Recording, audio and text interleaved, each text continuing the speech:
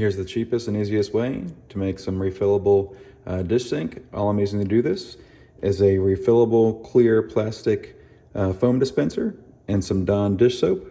So what first thing I need to do is take off the lid off my refillable dispenser, and I'm gonna fill it up with about 1 inch worth of Dawn dish soap here at the bottom.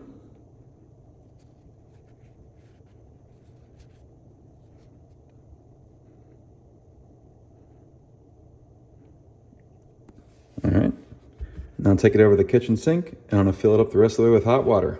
Now I'll turn on the hot water and fill it up.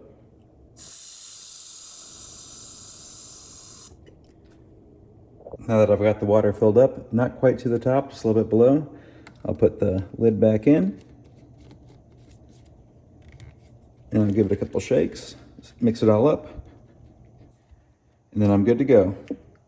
Now you've got a cheap, easy, refillable way to make your foam dish soap. If you have any questions, please leave them in the comments below. If not, leave a thumbs up. Thanks.